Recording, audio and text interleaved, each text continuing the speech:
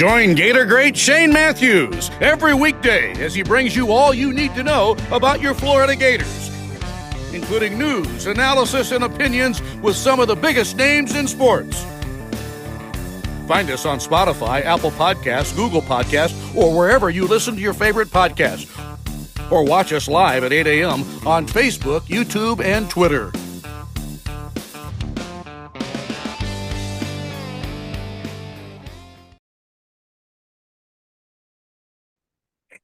Good morning. It's a live edition of PodUp with Matthews in the morning from the Crime Prevention Security System Studios, large enough to serve you, small enough to care. Got a lot of stuff to talk about today. We'll have JC. We'll also have Mike Morgan from the SEC Network talking hoops. Gators blow a 21-point lead, but win in overtime. A much-needed win. They're 4-3 now in conference play. Tough road this week at Kentucky at A&M. We'll see how that goes. Really good football yesterday. It's always – could you imagine – JC, you're on the Titan More Hotline courtesy of Duffy Home Improvements. Could you imagine if the Gators lost a game like that, what we would be hearing today? Yeah, it would be hard to stomach, and it's hard to stomach for the Lions fans. This was a weekend of comebacks, it feels like, unless you were in Baltimore. And I think the Lions had plenty of opportunities to do some different things, but they've always been aggressive, QB. This is the way Campbell coaches. This is how he plays. You know, he went for 2 against Dallas, and a lot of things sometimes go well for you, and a lot of things sometimes don't. And it just seemed like in the first half, everything did, and in the second half, everything didn't. The largest comeback in NFC Championship game history. So the Lions made history last night by allowing the largest comeback up 24-7 at halftime and dominating the game. I mean, the offensive line was just in complete control, and they made San Francisco one-dimensional. But the problem with this is that when you give away opportunities, or if you don't kick field goals maybe when you could, and just ask the Atlanta Falcons about this, you know, when they could have kicked a field goal to put the Patriots away and they didn't do it, sometimes it comes back and bites you. And the Niners just got on that little Niner roll they've gone on in the past, and Purdy could not sack. You couldn't sack him. So that disturbed me. Again, I saw Baltimore pull their typical playoff garbage in that Kansas City game, except on defense. And that's our Super Bowl. Once again, the Niners and the Chiefs. Well, the Chiefs, I mean, say what you want to say. I've said this 3-4 years ago on this show. I think Pat Mahomes will surpass Tom Brady in Super Bowl appearances. He is going to his 4th Super Bowl as a starting quarterback in 6 years. Think about that. And the 2 times he didn't go, he lost to Brady and he lost to Joe Burrow. So, well, no, he lost to Tom Brady, and he didn't go. Joe Burrow. You're absolutely right. You're absolutely right. Yes. He lost to Brady again in the Super Bowl. Yeah, it was very, very disappointing yesterday. Dan Campbell, he coaches like that, but you have to kick the field goal to go up by 17 points late in the third quarter. And then you got to kick it again to tie the ball game. But look, he's got to live with that the rest of his life, and it's not going to be fun. Trust me. I was sick to my stomach just watching it, and I don't really give a damn about the Lions. I did pick them to go to the Super Bowl in August, but I didn't care because I like the 49ers. I think Kyle Shanahan's outstanding. I love Brock Purdy. People can say what they want to say. He should be the National Football League MVP. It was between him and Lamar, right? That's what everybody says? That's what everybody says. Okay, well, it's not even close. Right. Well, I don't know how you leave Mahomes out. What he dealt with this season with a different roster on the offensive side of the ball, wide receiver issues and so forth. Patrick Mahomes is just one of those rare talents you don't get to see a whole lot. I think he's the best quarterback that's ever played in the National Football League. I mean, how can anybody argue with that? His results. Well, they're going to say Tom Brady, but Tom Brady played 20-something years. Right. His kid's played 6. Yes, well, and let me repeat what I just said. He has played 6 years as a starting quarterback. Been to the AFC Championship game every single year, and going to his 4th Super Bowl out of 6 years. I mean, it's phenomenal. And I think that they're going to beat the 49ers. You think so? Because of him. Well, I really believe that. Well, that's why, I was doing backflips on the porch last week on Friday talking about how I'm getting the Chiefs at 4.5 points with that guy. I mean, what? Really? You're going to give me the Chiefs in 4.5? Good. All right. They led the whole way. And, Baltimore, you want to make Lamar Jackson the MVP. How can you do that when he absolutely just doesn't get the job done in the playoff year after year after year? Now, granted, a couple of those some things in that game were entirely his mistake. They're his fault. But dude only completed 5 passes in the first half, QB. I mean, well, that's not they an MVP guy. they blitzed him. They didn't give him any running lanes, and as I've said multiple times on here, he ain't a good enough thrower of the football. Well, and these defensive coordinators know what to do in these games. They do. It's unbelievable. It started with the Chargers, then it became somebody else, and that was somebody else. He got lucky and beat Tennessee that one year for his first playoff game win. I don't know, man. I think he's great. He's a supreme talent, but my God, I mean, you can't turn the ball in the end zone. And he threw the ball in the end zone. The other team, it could have happened twice. It happened once, right, QB? And then, of course, Zay Flowers with his bullshit, trying to be some sort of superhero after he catches a ball, costs them 15 yards. And then he runs trying to get into the end zone to score, and the ball gets punched out. I can't really blame him for that. It was a great play by Snead. Willie Snead made a great play. And that's what the Chiefs do, isn't it? I mean, they make these great plays, QB. That's why they're champions. And that's why you say they're going to win another one. Yeah, I really think so.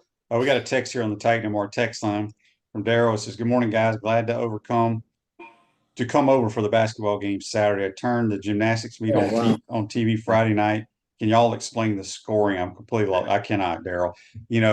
I've always said, scoring in gymnastics and diving and all that kind of stuff. Who knows? I mean, that's why I say golf's the greatest sport in the world, because you have rules and nobody can change the rules. Nobody can say you had a holding call. Nobody said that you had a little slight lean on the vault or the beam or whatever. So no, they did get upset. Your gymnastics team, JC, beat the Gators Friday night in the O'Connell Surge. You know that? Well, yeah, and I don't. I'm not going to really talk much about that because every year it goes back and forth between these schools. It seems like in this conference we have 4 or 5 schools that compete in gymnastics. The rest of the conference doesn't, and that's fine. This is what they choose to do with their spring sports. But it's the same 5. It's the same 5. It's LSU, it's Florida, it's Alabama, it's Georgia, and I may be forgetting one, but that's it. That's it. You don't have gymnastics in South Carolina or Vanderbilt or Tennessee. I don't see orange gymnasts flying through the air, but it's a good spring sport for these women. And Alabama's great, Florida's superb, Georgia's great. They're all great programs led by really great coaches, but not everybody does it. So that's why to me it's a captured audience. It's a great sport, great thing to watch. Women love it, little girls love it, but whatever. It all comes down to if you get to the finals and you're in the Elite 8 or whatever it is. And I used to follow it, but I kind of just let it fade away. I'm still amazed at that basketball game, and Florida just looked fantastic. But you knew watching it that Georgia had a run in them at some point. They're too good. I mean, Georgia's an improved team. They're a much improved team. Yeah. We'll talk a lot about basketball, Mike Morgan. But Tim says on Facebook Live, how do you drop passes like the Lions? Golf misses wide open receivers in the end zone. Look, let me tell you something. Here's what I like to tell everybody. Passes are going to be dropped because does anybody see when the quarterback makes a bad throw, the receiver makes an unbelievable catch? It goes back and forth. And do guys miss guys in the open? I wouldn't say he missed a wide open guy. The guy was open, but Golf had to slide and maneuver the pocket, and he just overshot Jahmyr Gibbs down the seam in the back of the end zone. So, look, Jared Goff is an elite thrower of the football, and you're going to have to you're going to miss throws. I mean, good gracious. Yeah. I mean, they're just as good as the Niners. It just didn't work out that way. If that game had been in Detroit and they played like that the first half, the Niners ain't coming back. Or if you kick the field goals, who knows what happens. Who knows what happened? Correct. Somebody on here, Rod on YouTube, brought to you by Quad Plumbing, asked me, is the NFL rigged? No, the NFL is not rigged. I had somebody at the golf course ask me that this weekend because they said that the Super Bowl logo, which I don't even know what the Super Bowl logo looks like this year, was purple and red. I believe, or maybe 49er gold. And so they said, well, they already got Baltimore's colors and the 49ers colors. I was like, that's the dumbest damn thing I've ever heard.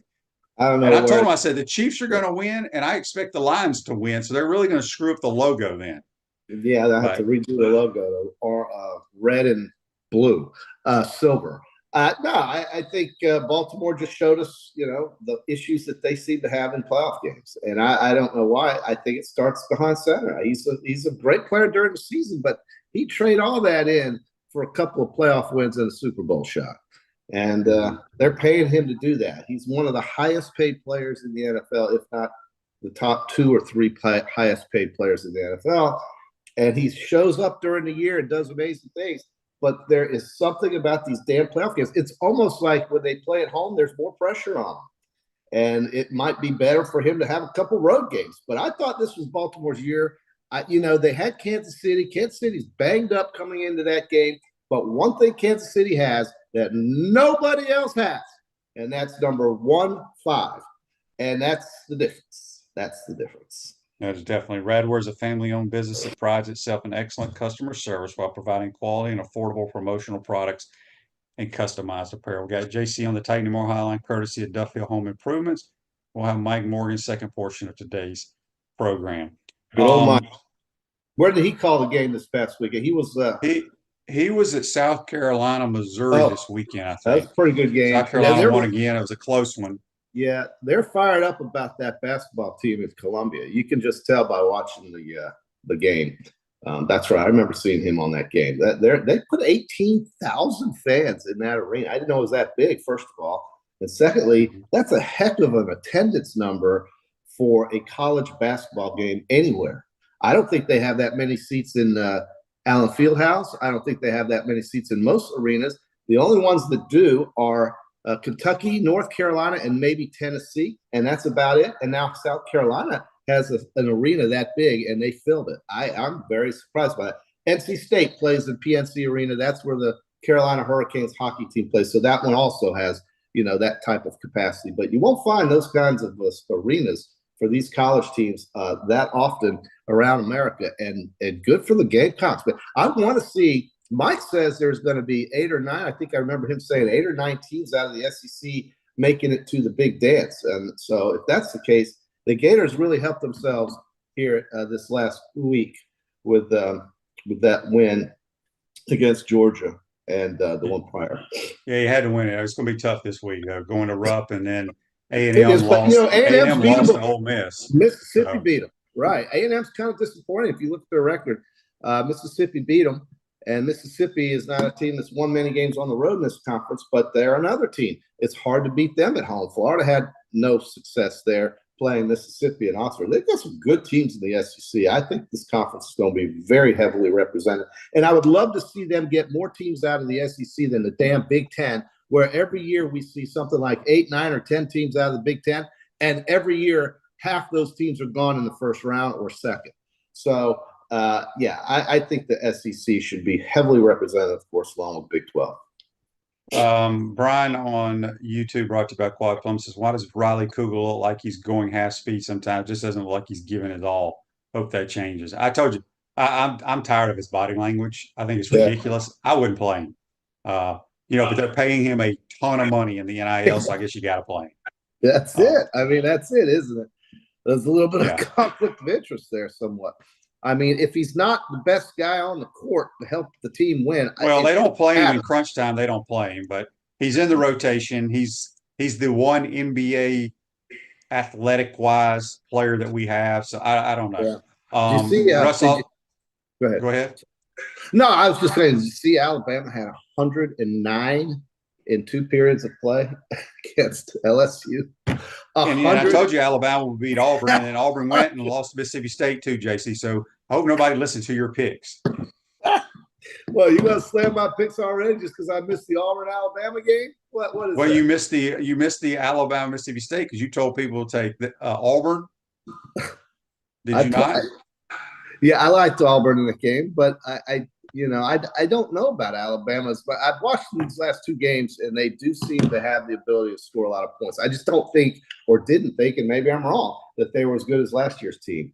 But 109 points in 40 minutes of basketball, dude, that's kind of NBA-ish. That's a lot of points. Yeah. Other news and notes. Coach Napier's hired a special teams analyst from the New England Patriots who coached a little bit of college ball, Joe Houston. I know nothing about him, but maybe that makes everybody happy. Hey, guys, did you hear about Joe Houston? Yeah, they hired him. Who? Joe Houston. Special teams analyst. Here's a text. I don't know. It's from an anonymous text. Maybe some out there. He says, I think Mike White deserves a lot of credit for coaching his team back into the game on Saturday. Yeah, I mean, if you're down 21, you come back, force overtime. That's a good job. So anyway, I'm still can't believe the Lions lost that game. Oh, I know, QB. It's hard to get over some of these finishes, man, especially, and I'm sure these Baltimore fans are just walking in circles trying to figure out what is it going to take to get to the Super Bowl. They had the team this year. They had the defense. They have the greatest kicker of all time. And they have running game. I mean, they could run the ball this year. I don't know. It's just that damn Patrick Mahomes. He is a thorn in the rest of the league side. And this guy, he didn't care about playing the playoff game on the road. The field's 100 yards long and 50 some odd yards wide, and that's all that matters to him. That guy is unbelievable. He can do it with anybody. When the chips are down, who else do you want? Now, listen, in all fairness, Baltimore kind of shut them down, didn't they, in the second half? But they couldn't score. They turned the ball over twice in the end zone. It's a shame. Text on the text line from an anonymous texter. Guess Kadarius Toney has burned a bridge yet again. He has not suited up in probably the last 4 or 5 games for them. Okay, maybe longer. Look, he's very athletic, but he's not a. He makes too many mistakes and drops too many balls to be involved in your offense. Yeah, he's more of a special teams guy. But and QB, how does they'll release him? How does the tight end catch all those passes for over 110 yards received? I mean, this guy, because he has a knack, being a former quarterback, he has a knack of just finding open areas. If you really watch him, he doesn't run great routes. He just finds open areas, and Mahomes trusts him to get in those open areas. Boy, sure does. They're a great combination, man. There's no question. And what's crazy, a few years ago when they had Tyreek Hill and I can't think of the other receivers they had. They don't really have a go-to guy out there on the outside now. I think the Chiefs, so they'll be picking pretty late. They need to get a top-notch wideout to help him. Well, it's amazing. They found a running back. I think they're happy with Isaiah Pacheco. These guys just somehow come through. Rice had 8 catches yesterday, but Kelsey with 11 for 116. That's not a typical tight end, man. That's he had 1 touchdown, maybe had another, but he is turning into, he is a superstar. But Patrick Mahomes is a Hall of Famer, and it's unbelievable how clutch that guy is. He is as clutch as I've seen. And here's the thing: is Andy Reid is 65 years old. Let's say they win it this year. I think Andy Reid's going to coach another 5 or 6 years. I really believe that. I think he's as good as anybody. Out of those 4 teams yesterday, you saw 3 of probably the top play callers in the league, with Andy Reid, Ben Johnson at Detroit, and Kyle Shanahan. But Andy, the thing about Andy Reid is he's been doing it for so long. He couldn't get over the hump in Philadelphia. He had Donovan McNabb, right? And they couldn't quite get it done in Philly. And it wasn't until he found Patrick Mahomes. And remember, Alex Smith played the first year Andy Reid was coaching there. Well, I think it was the first year. But Patrick Mahomes watched Alex Smith for an entire season on the sideline before he became the starter. And they all knew after Alex Smith, it would be Patrick Mahomes. And that's exactly what happened. Yeah, for sure. Facebook Live question here from Andy. And I want you to answer this. I'm going to answer it too. He says, do you think Brock Purdy is a long-term franchise quarterback? Okay. As long as that coach is calling plays and they got that kind of material out there, I don't see why he wouldn't be. They're going to the Let me ask you this. This is a serious question, JC. Serious. When you watch Brock Purdy play, second-year guy. Yeah. What makes you think he's not anything like a Tom Brady? Because think about Tom Brady when he was his age and went to his first Super Bowl. The guy was drafted in the sixth round. There's really no difference. So nobody thought Tom Brady was going to be that guy. I love Brock Purdy. Brock Purdy has everything you cannot teach in a quarterback. He's composed. He's smart. He's accurate. The dude can move. Does he have a cannon for an arm? No, but you don't need it. I think he's a damn good player. Franchise, I don't know. But nobody thought that was going to happen. I'm not saying he's Tom Brady, but mechanically and body-wise, he's a lot like Brady, but he's more athletic. And he's been to the NFC Championship game 2 years in a row. I think that's right. And he was the last pick in the 7th round of the NFL. So a lot of people missed on him.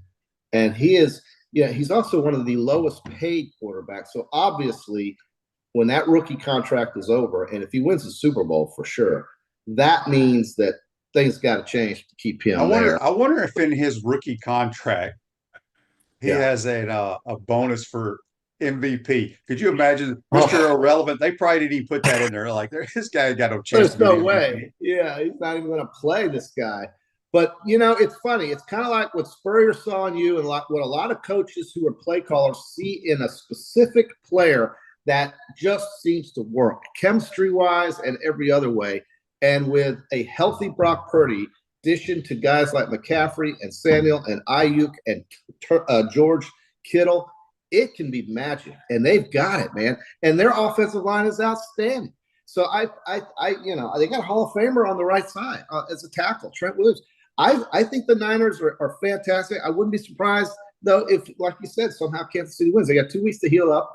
But the Niners have been the best team in the NFC, I think, the entire season. They got hit in the face against Baltimore, and that doesn't matter now. Who would you rather be, Baltimore or San Francisco? Here's what I will tell you from the quarterback for the 49ers. They probably think he's a franchise quarterback because they drafted a guy they thought was a franchise quarterback, and they traded him. Yeah, he's a third-team guy in Dallas working with the scout team. And, I don't know what John Lynch saw in that dude, but they've got the guy. They're going to re-sign that guy when that contract is up, and he ain't going anywhere as long as Kyle Shanahan is their coach, and I can't see why he wouldn't be. So there you have it. Niners are set. I think they are.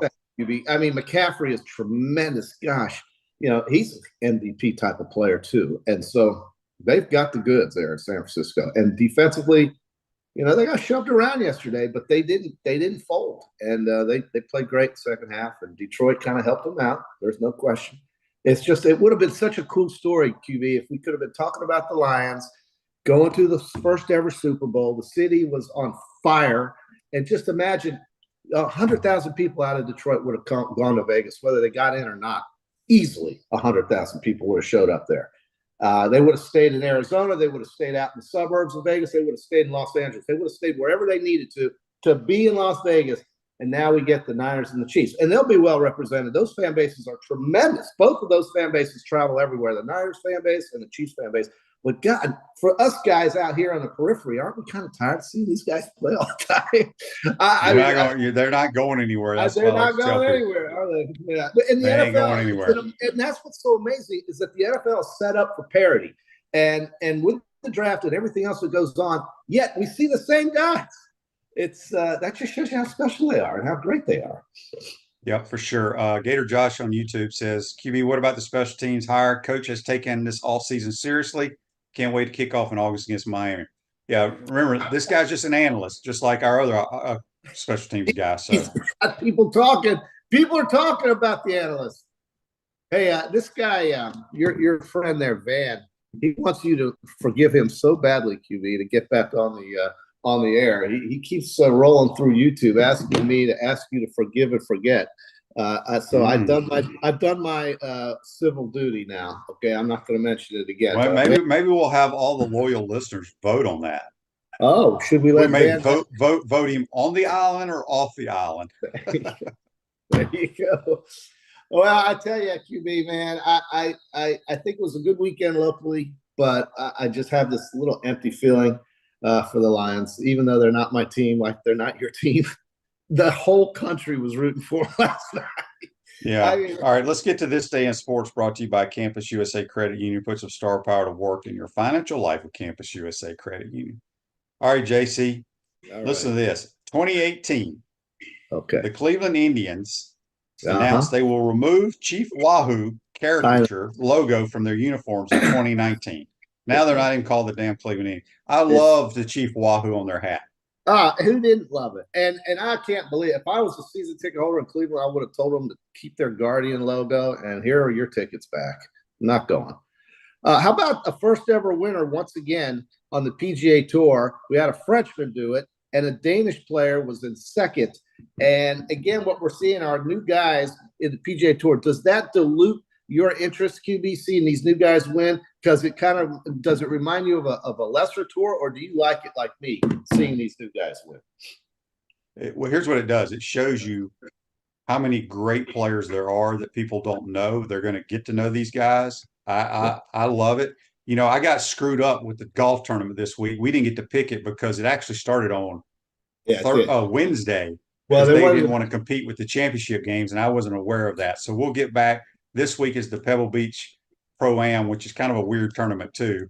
It is. A lot of celebrities go there, but it's an iconic course, and you know, guys want to win.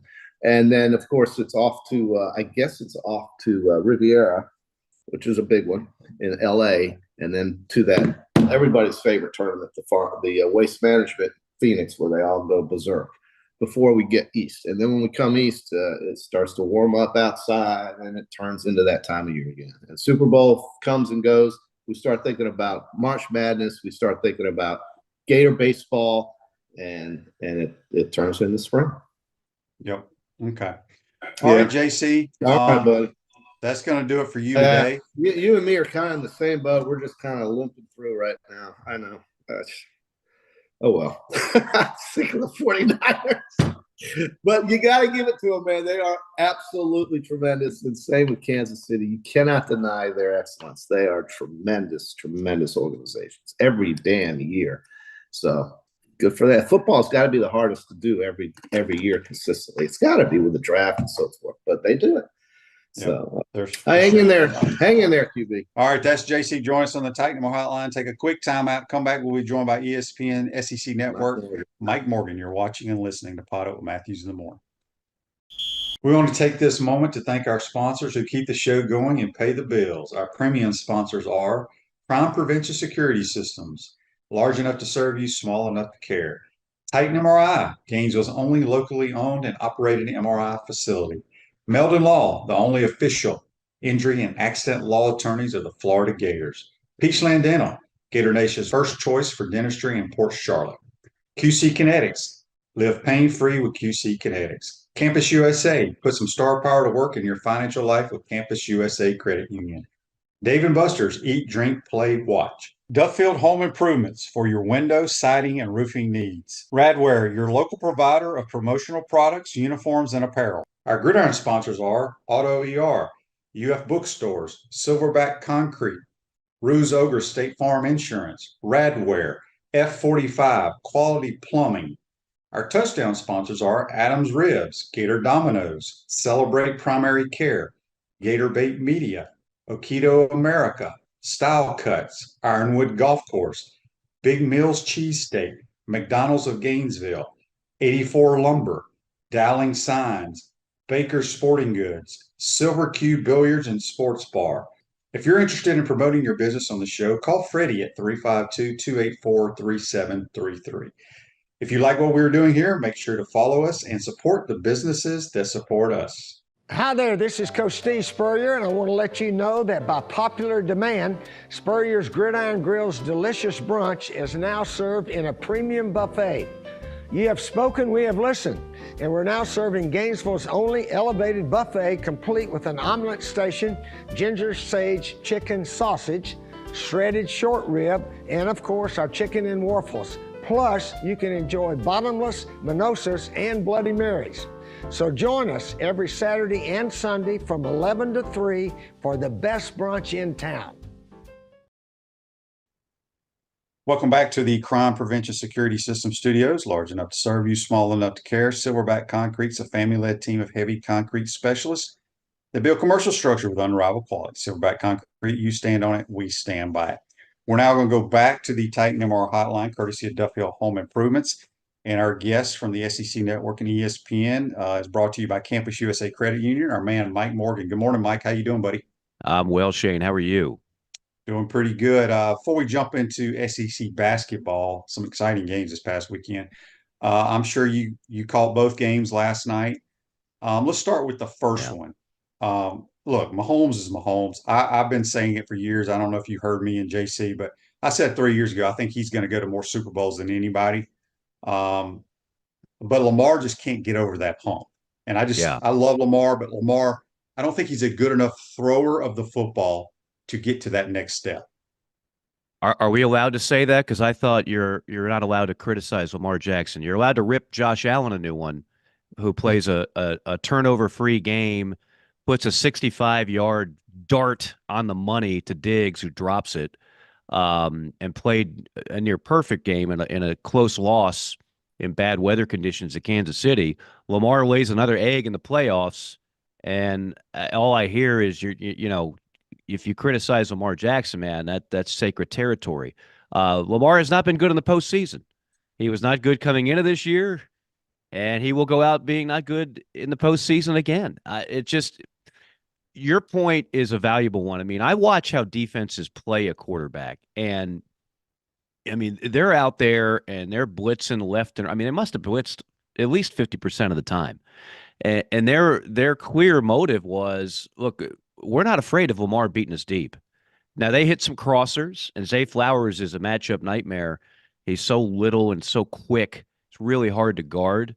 And, of course, he wound up being the GOAT with the fumble. But, no, I mean, it's the same story. Lamar, two crucial turnovers. He's had a fumbling problem in the postseason. He throws an awful pick into triple coverage.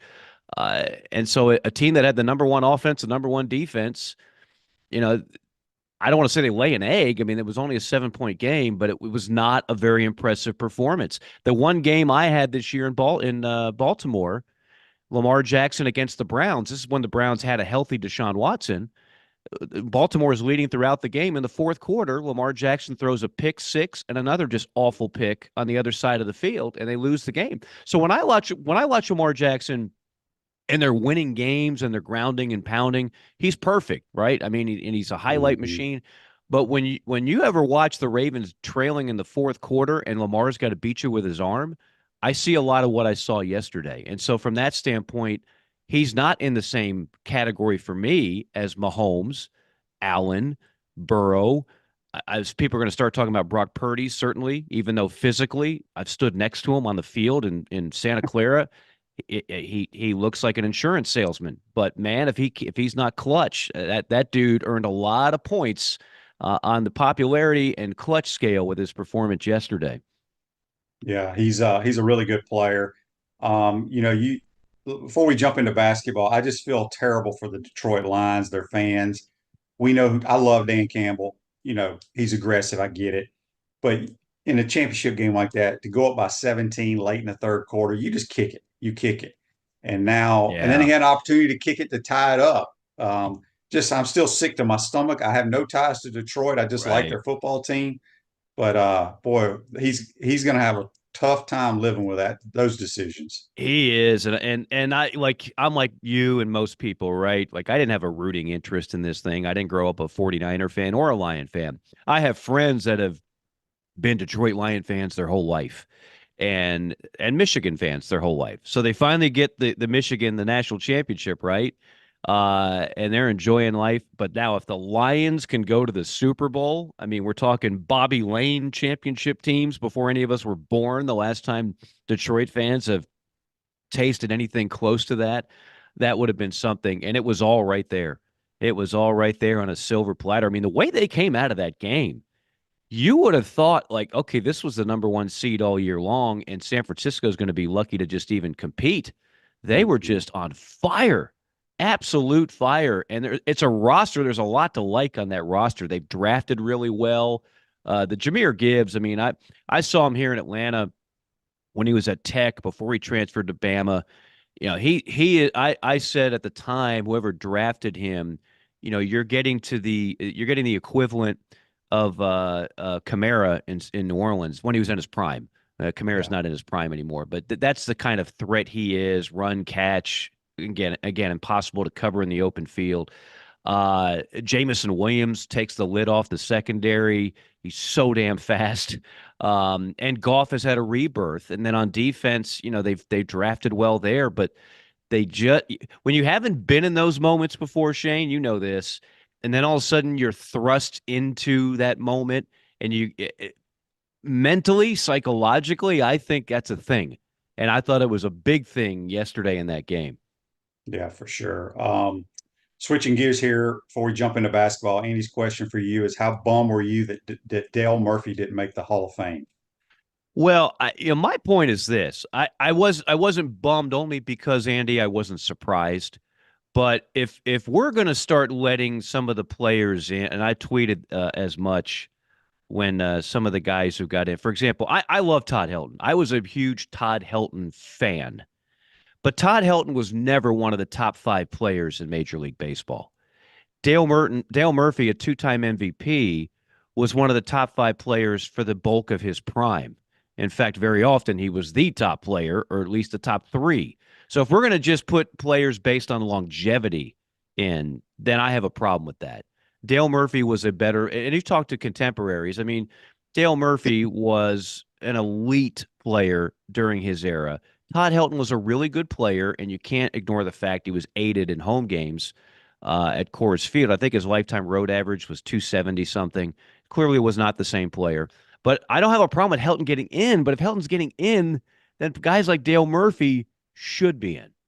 Yeah, I agree with that. We're speaking with Mike Morgan, courtesy of Campus USA Credit Union here on the Titan Memorial Hotline. College basketball, SEC, boy, I tell you, going on the road, Auburn Tigers found out going on the road this week, lost 2 games. Gators blow a huge lead, find a way to win it. Did you get? I can't remember. Was your game during that time or at night? Our game was during that time. In fact, we're getting updates. Alyssa Lang back in studio every 5 minutes of what's going on in Gainesville. And at one point, it's 20-point lead, and I'm thinking, well, that thing's over. And then all of a sudden, we're like, okay, it's down to 4. I'm like, well, that's interesting. Good for Mike White. The guys are fighting. And then it's in overtime. And all I kept thinking was, if Florida goes on to lose that game, that is crippling. That is crippling. There's 18 conference games, and sometimes it's hard to know which ones are really that much more significant than the other, 17. That would have been a death nail, because now you're playing from so far behind. You're already a bubble team. You lose that one at home. Psychologically, to blow a 20-point lead, it would have been devastating. So kudos to Todd Golden and company for coming back and winning the game. And, again, I like this Florida team. By the way, I'll have the rematch of those 2 in Athens in February, which should be a great matchup. But I like this team a lot. I still do. They just have to be a little more consistent. But I could say that about a lot of teams in the SEC. It's so hard to win on the road in this conference this year. Yeah, John asked here, speaking of basketball, what does the Mississippi State win over Auburn do for Florida? It's crazy that Florida's still on the outside looking in the NCAA tournament. Yeah, and of course, Mark and I had the win over Mississippi State. I guess that was a week ago. That was like day 3 of my bronchitis spell. Yeah, you're going to drive yourself crazy if every day you go on your web browser and you hit refresh on the net rankings, and you're going to be like, wait a minute, how did we go down 2 points? How did we only go up 1 point? I don't understand. You'll drive yourself batty. All I can tell you is it'll work itself out if you just keep picking up the wins you're supposed to and then steal a couple on the road. The problem with Florida right now is that they don't have that signature win. Right? Like, you beat Michigan in double overtime, and that felt great, but Michigan is just not very good. So, and you blow out Florida State. I mean, I called that game like, wow, you just blew out the Seminoles, and then Florida State didn't look very good. So you need, like, South Carolina just had the win against Kentucky last week. That's a signature win, right? That's an absolute RPI, net, and everything else booster. And Florida could really use one of those. And without looking at the schedule right in front of me, Shane, I'm sure in the next 2-3 games, they've got that type of game. That's a quad one complete booster that would really help when it comes to Selection Sunday. And they put up that little graphic. Here's Florida, strength of schedule, conference wins and losses, net ranking, quad one ranking, signature win. And that's what you want to pick up at this point. Avoid the bad losses. And there really aren't many bad losses in the league other than Vanderbilt. I mean, almost anybody you lose to in this league is a quad one, quad two loss. But you also need to prove that you can win some games on the road and beat a really good team. And I think the SEC right now has 4 in that category: Kentucky, Tennessee, Auburn, Alabama.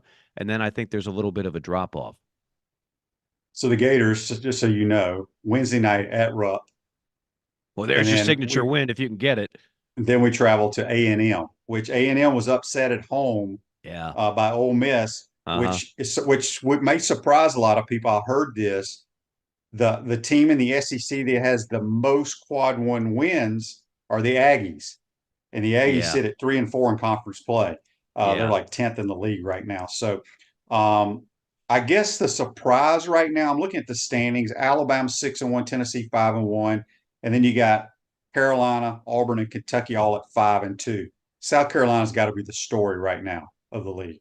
They are, and I just came from Columbia. I think Lamont Paris, if the season ended today, and we got a lot of games to be played, and they've got 2 back-to-back on the road, including at Tennessee and at Georgia, so they could be humbled in a hurry.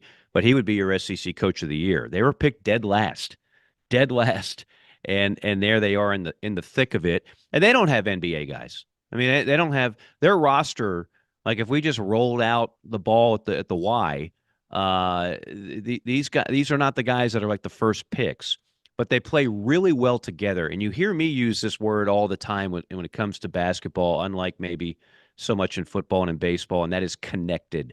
Really good basketball teams that are not immensely talented are really connected. They play well together. They play unselfish.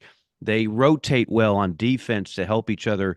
If a guy gets beat or if a guy's out of position, well, I know one of my teammates has my back. On offense, I know I might have a good shot, but my teammate has a better shot, and we don't turn it over. That's connected, and that's what South Carolina is to a T. There's not NBA talent on that team, and I don't know if anybody's even going to make first team All-SEC on that team, but the sum is better than the parts, and that's the mark of a well-coached team. Text on the Titan Mark text line from Jack. He says, Mike, just curious, what do you hear around the league on people's thoughts of Riley Kugel?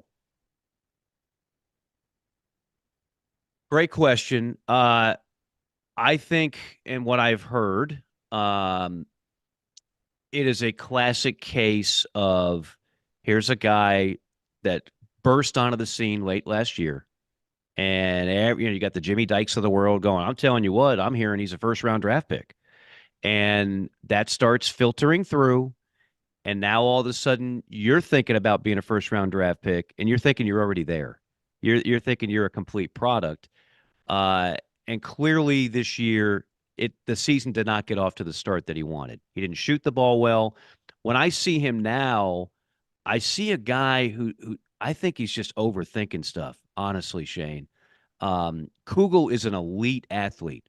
He is an NBA athlete. I don't know if he has the NBA game yet, but he's an NBA athlete. And I just want him to get the ball and use some of that. Don't force matters, and don't try and prove that you're a three-point shooter. I mean, so many players today, when they start thinking about the league, I got to show I can shoot the three. I'm a guard. I got to hit the three. I got to hit the three. No, you don't. You don't. I promise you, you don't have to do that to prove that you can play at the next level. And instead, if your numbers go down, all these NBA guys now are big metrics guys, analytics guys. So if you're an inefficient player, you might be 6'5", jump out of the gym, and 3% body fat.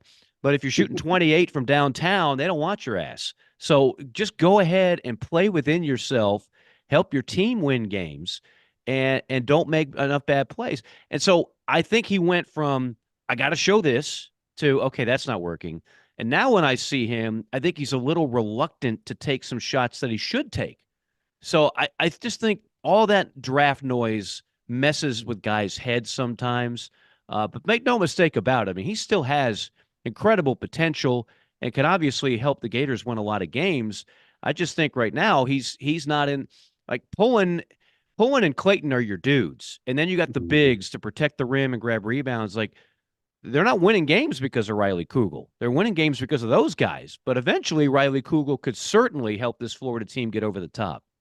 Yeah, I'm with you. He's got that NBA body, athleticism, but his body language is just not great, and that's why I mean you just can't put him on the floor when he doesn't have that want to attitude, so to speak. Boy, it drives me nuts. It drives me nuts watching it. Yeah, and I've seen it before. It's not just him. I've seen this with a lot of players, Shane. What he's going through and the way he's reacting to it, this happens more than people would like to think. Speaking of that, what's going on in Arkansas? Was it Devo Davis who I felt like he's been in Arkansas for quite some time? Yeah, Is that his 17 name? years. That's Yeah, right. he was on those runs that they made in the last couple of years. Yeah. And he just left the program. Yeah. Something I'm about to have them for the first time this year. Wednesday, I go to beautiful Columbia, Missouri, where it's usually about 8 degrees, snowy, and all that good stuff. But I could pick up just watching the games on TV, and then I started digging a little bit. Something was off. Something was just off. You know, Coach Musselman has been very active in the portal, and he's been benefited by the portal, and he's been benefited by these great recruiting classes, and he has the ability usually to make them all come together, work as one, and work great, and that's why they've had success not only in the regular season, but they've had the most success in the postseason of any SEC team the last few years. This year, for whatever reason, it didn't compute. What the group of guys they got together, and it's not, they're talking about not connected. That's been an issue. So I'm not shocked by the news. I don't know the whole story. I'll certainly find it out Wednesday night when I have the game. But I'm not shocked because clearly from the opening tip, they've been a little bit in disarray. It has not been a team that has meshed the way other Coach Musselman teams do.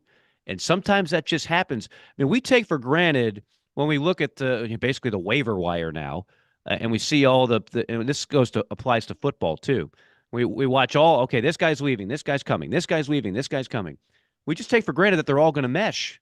And that's not the way it works, as you know, Shane. I mean, it's not a fantasy league team. These are real human beings in a real locker room trying to get along with one another and work together on a common goal. And it doesn't always mesh. And so far in Fayetteville, it certainly hasn't. On YouTube, brought to you by Quality Plumbing, Rod says, do you think, as of right now, that the Connect kid from Tennessee is the player of the year in the conference? Oh, my goodness. Without question. Now, there's some good candidates out there. I mean, I continue to be amazed at Reed Shepherd at Kentucky. But, yeah, I haven't seen a guy light it up for 25 or more in 5 straight SEC games. That hasn't been done since the 90s. And the way he's scoring them, Shane, he's a 3-level scorer. He can drive on you. He's got mid-range, and he's got a pretty stroke from 3. He's got it all. And let's be honest, people look at him on the first glance, and they go, well, he's probably not that athletic. No, he's very athletic. He's 6'6", and yes, he has hops. No, he's a first round. I've had multiple scouts come to some of the games I've been working, and clearly they're just to see Connect. And they have him right on their first round draft board. Special talent. Tennessee would be good without him. They would not be great without him. So, yeah, for me, as of right now, and there's some really good players in this league enjoying good seasons. I don't want to make it sound like it's a runaway, but yeah, he'd be my player of the year. And if for fans who have not seen him yet, get your ticket, man, because he's just a unique talent. I don't know how. He's from the Big Sky country. He goes to Northern Colorado. Okay. I'm reading his bio because I had him against Mississippi State, the one game they lost in conference play. And I'm reading his bio, and it says second team all Big Sky. Right. Who the hell are the 5 guys in front of him in the I Big agree. Sky? Are you Yeah. kidding me? Did he just have a late growth spurt? I don't understand it. No, that was a huge get in the portal. Kudos to Rick Barnes and his staff. And I asked Rick about that, and he said one of his assistant coaches knew about him. It's not like Rick was looking at film of Big Sky games in his free time. One of his assistant coaches spotted him and said, "We need to get this guy." And they got him, and he is a difference maker. Yeah, he's a good one for sure. What games you got this week? So, like I said, I go to Como Wednesday. I got Missouri and Arkansas, which is a great rivalry. But obviously, they're 2 teams that are really struggling. Missouri is going to bite somebody. They are going to bite. It's just a matter of when. There's too much talent there, and they're well coached. They keep losing games in the final 5 minutes. Every game they're in it, every game, and then the final 5 minutes they wind up losing by 3 points, 5 points, 4 points. And then Saturday, I have to check my schedule on this. I'm at Vanderbilt. I haven't had Vandy all year long. They haven't won a game, and I'm going to be very curious to see how the morale of Jerry Stackhouse and those guys are. Obviously, it's been a really tough start. They were kind of the media darlings at the end of last year. They were knocking off people, upsetting people. Jerry Stackhouse was getting a lot of glory, as he should have. And then this year, they lost some guys in the portal, and it has not gone well. So I'm seeing a couple teams I haven't seen all year. I've seen the best of the best already. I've had Kentucky multiple times, Tennessee, Auburn, Alabama. Now I'll get to see a couple of teams that are struggling but could play the role of spoiler down the road. Yep. Yeah, it's crazy. Vanderbilt, as you said, 0-6. Missouri's 0-7. Arkansas is 1-6. Whoever thought Arkansas would be sitting at 1-6 right now? Nobody. Yeah. Remember the preseason polls. If you go back, first off, Kentucky was preseason number 16. It was the lowest preseason ranking under Cal in Lexington. And I know they've lost a couple games, but they're certainly better than that. But Arkansas was right there, I think, at number 2 behind Tennessee in the preseason rankings. Again, because Musselman keeps getting players and they keep winning games. Nobody could have forecasted that they would have this kind of struggle. No doubt about it. Mike, good stuff as always, buddy. We appreciate your time. We'll talk to you next week. Safe travels. Love it, Shane. I need to start doing like what Cornell does, and like I want a backdrop of a pool back here instead of frigid temperatures in Atlanta. So I'm one of these days I'm just going to do it from a Florida spot with a pool in the background, maybe a nice little lake, and bring some more warmer vibes to your visual audience here on the PodUp program. Good stuff, man. Appreciate your time. That's Mike Morgan joining us on the Titan More Hotline, courtesy of Campus USA Credit Union. Hope everybody enjoyed today's program. Tomorrow we'll have Buddy Martin and trying to get somebody on from the Kentucky Basketball Network, actually. So we'll see if that works out. Somebody asked earlier about baseball. Yeah, we're going to have Kevin O'Sullivan on here before the season kicks off. We'll also have Cardozo, who is the play-by-play of the mighty Gators in baseball.